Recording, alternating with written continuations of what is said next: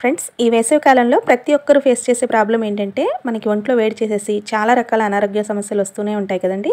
మరి అలాంటప్పుడు మన ఒంట్లో ఉన్న వేడినంతా కూడా నిమిషాల్లో తగ్గించుకోవడానికి ఇక్కడ మీరు చూస్తున్న ఈ గోంద్ కటీరాతో అదేనండి బాదం గమ్ అంటారు కదా, ఇది మన బాడీలోని వేడిని ఒక్కటే తగ్గించడం కాదండి, దీనిలో చాలా రకాల హెల్త్ బెనిఫిట్స్ ఉన్నాయి.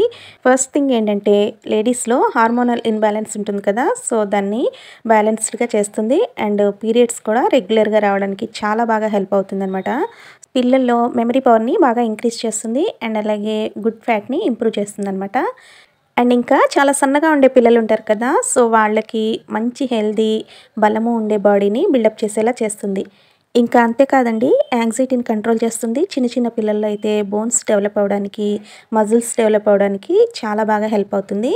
మరి ఇన్ని హెల్త్ బెనిఫిట్స్ ఉన్నాయి గోంద్ కటీరాని అదేనండి బాదం గమ్ని వీక్లీ 3 to 4 టైమ్స్ ఇలా ఒక 5-6 పలుకులు తీసుకొని ఒక బౌల్లోకి వేసి శుభ్రంగా 1-2 సార్లు కడిగేసేసి ఇలా ఒక హాఫ్ గ్లాస్ వాటర్ పోసేసి ఈ బౌల్ మీద మూత పెట్టేసి 3 to 4 అవర్స్ పాటు నానబెట్టుకున్నామంటే ఈ పీసెస్ అన్నీ కూడా చక్కగా నానిపోయి ఒక మంచి జెల్లీలా తయారవుతుందండి. చూడటానికి ఐస్ అయితే ఏ విధంగా ఉంటుందో సేమ్ అలాగా ఉంటుంది.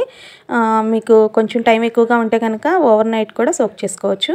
సో ఈ విధంగా నానపెట్టుకున్న ఈ గోంద్ కటీరాని నానిన తర్వాత మనము మజ్జిగలో కానీ పాలల్లో కానీ లేదా ఉట్టిదైనా సరే ఈ సమ్మర్ అంతా కూడా డైలీ 1 or 2 టేబుల్ స్పూన్స్ తింటూ ఉన్నామంటే నేను ఇందాక చెప్పాను కదా ఎన్నో హెల్త్ బెనిఫిట్స్ ఉన్నాయని, అవన్నీ కూడా మన బాడీకి చాలా చక్కగా అందుతాయండి.